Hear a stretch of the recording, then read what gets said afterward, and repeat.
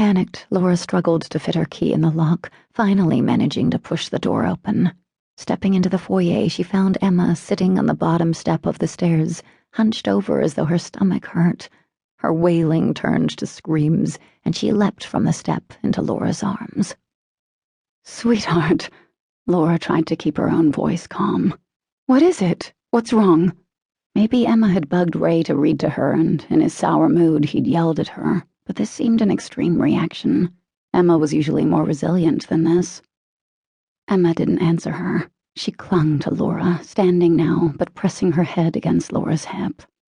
Laura looked through the living room toward Ray's office, a patch of cold forming at the base of her neck. Emma's screams could not mask the stillness in the rest of the house. "Where's Daddy?" she asked as she walked toward the office, Emma clinging to her more tightly with each step. "Ray?" The office was empty, the pages of Ray's manuscript still piled on his desk. "Ray?" she called as she walked back toward the foyer and the stairs. "Stay here," she told Emma, gently pulling the little girl's arms from around her hips. "I'll be right back." She climbed the stairs, the cold patch at the back of her neck spreading down her spine. She walked through the doorway of the bedroom she shared with Ray. It was empty. Ray must have gone out. He'd left Emma alone. That's why she was so upset.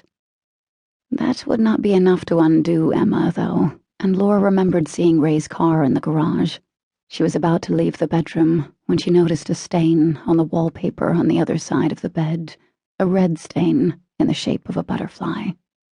Biting her lip, she walked slowly around the foot of the bed. Ray lay on the floor next to the window, his head in a pool of blood, a gun in his hand. Staggering backward, Laura crashed into the dresser, knocking her jewelry box to the floor. She scattered the jewelry with her feet as she fled from the room and down the stairs. Emma's wails had turned to a whimper, and she sat huddled on the floor of the foyer, her eyes on Laura. Laura grabbed her by the arm and led her into the kitchen, where she used the phone to call 911. "Is this an emergency?" the dispatcher asked. Laura's brain felt foggy. Ray was dead. There was nothing anyone could do to change that fact, no matter how quickly they got to the house. "Is this an emergency?" the dispatcher repeated. "My husband shot himself," Laura said. "He's dead." She had a sudden, desperate need to get out of the house. Ignoring the dispatcher's questions, she dropped the receiver to the kitchen floor, grabbed Emma once again, and ran with her outside to the small front porch. Sitting down on the old wooden bench Ray'd picked up at a garage sale, she pulled Emma onto her lap. "I'm in shock." The thought was clinical and detached.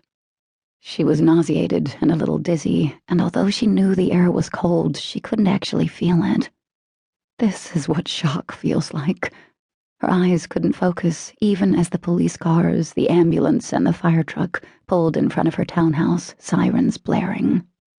Neighbors came out to their yards or peered through their windows to see what was happening, but Laura simply stared at the snow covering the front lawn. All she could see, though, was the butterfly-shaped stain on the wallpaper in the bedroom. "He's upstairs," she said to the first police officer who approached her.